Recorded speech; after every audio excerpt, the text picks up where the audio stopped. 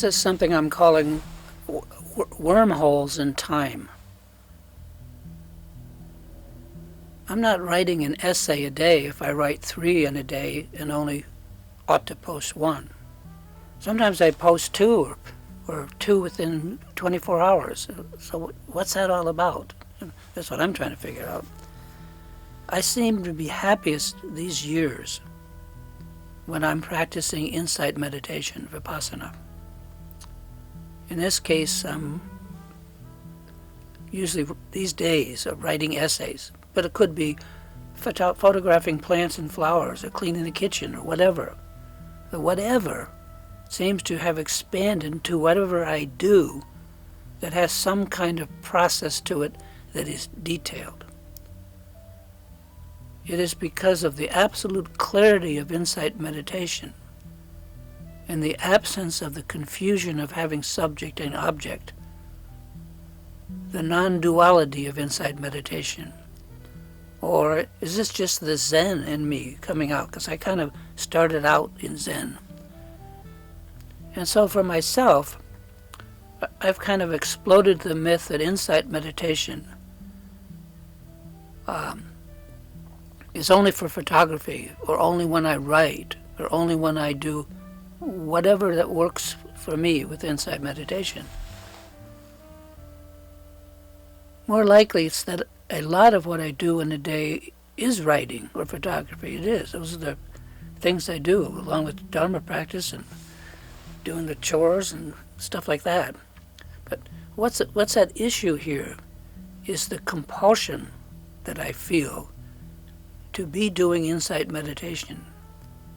And instead of just photography or writing, how do I universalize my insight meditation to just doing anything at all, to just being clear, present, and not having to have any object of meditation that I think or imagine is superior or works better than any other. Right now I don't quite have that. For example, when I do a thorough cleaning of the kitchen, which Margaret and I have to do every other week, one of us does it, I'm in the same general mood I am with insight meditation. The point being that I have expanded and extended this realization practice of insight meditation until it now works with a few different disciplines, using them as objects. I focus on them and I riff with insight meditation.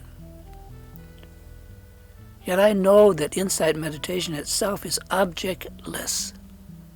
And so whatever objectivity I imagine is just that. My imagination driven by the habit of feeling comfortable if I can have an object to point at, to riff around, and to work with or through. Dualism is very difficult to abandon. That's kind of my takeaway.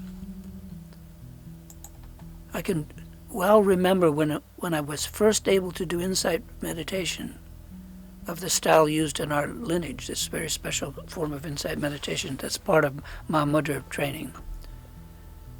For me, it happened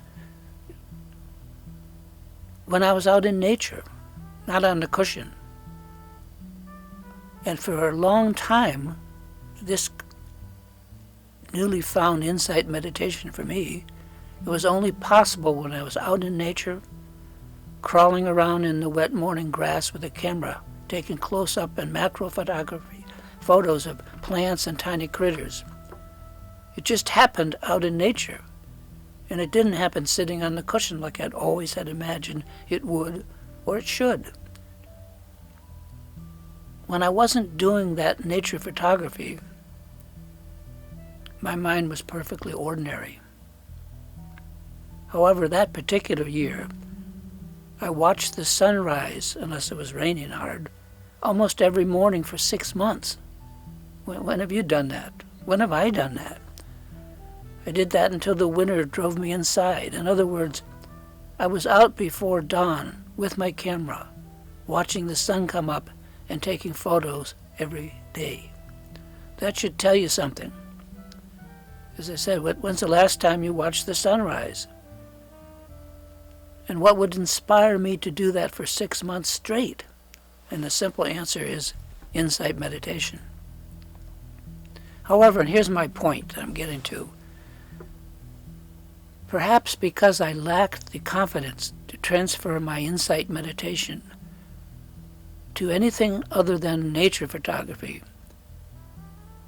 it took me almost a year and a half of constant work and trying to be able to do insight meditation while writing things like this blog and other things. And it was a long time, and the effort was constant. It was like I could not just will myself to do this other than through photography. It was that kind of helpless. And I gradually became aware that this inability on my part was because of my own insecurity and lack of faith or confidence to just decide to do this form of meditation with writing or other topics and then actually do that. I could not just will it and have it happen. It didn't work like that. For me, it was like learning to walk for the first time, this expansion and extension of insight meditation. And that's why I believe that with any skill we have, sport or hobby that we love and that we practice, it's not simply the rote, repetitive practice that brings confidence. Like I used to think, just, do it.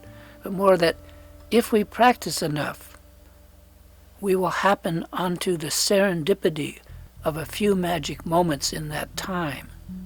And in those blissful, quote-unquote, moments, whatever we are practicing will happen effortlessly, and seemingly, because of that, our confidence leaps forward into that gap with ease. In other words, we practice until some kind of expanded moment arises, and in that sudden freedom of the moment, we leap forward through that moment like a doorway to increase sureness and confidence. That's how I have experienced practicing actually works. To sum this up, in my opinion, it's not the repetitive nature of practice alone that makes perfect, but rather because the amount of time we practice during which there are a few breakthrough moments that occur. In this theory, our stream of consciousness isn't just uniform, but rises and falls or cycles, as most things do. And then when in an expanded moment, when it comes along, we expand into that and we seize that moment to leap forward. And with enough such leaps and their more successful experiences for us, we gain confidence. We learn to trust ourselves and move forward. As I see it, the increased confidence does not depend on the repetition of practice, but rather seizing those fortuitous or serendipitous moments that arise in time. And in those windows, in those gaps in time, we leap forward, we leap through, and gradually, in those rare moments, we become more confident. I was amazed at how long and difficult this process of expanding and extending the insight of insight meditation took me. Yet the Dharma texts just say that, they say that stuff, but they say that insight meditation is not a state, but a process that has to be expanded and extended. And they say that realization is the same thing. Realization is a process, not a state. It's like breathing. We don't stop breathing. We learn to breathe and we keep breathing. In insight meditation, we don't stop realizing. Realizing is a process that goes on just like breathing forever.